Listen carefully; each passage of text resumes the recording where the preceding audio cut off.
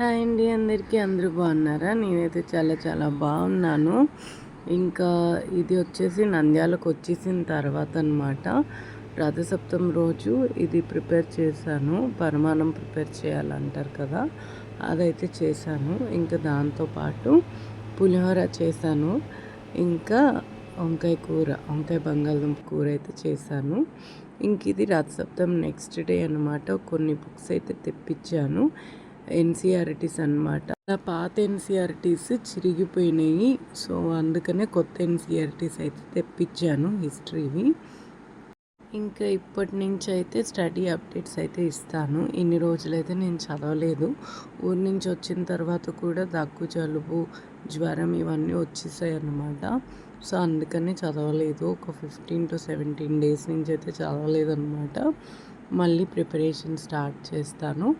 చేసిన తర్వాత మీకు అప్డేట్స్ అయితే ఇస్తానన్నమాట. అంతే ఈ వీడియో. బాయ్.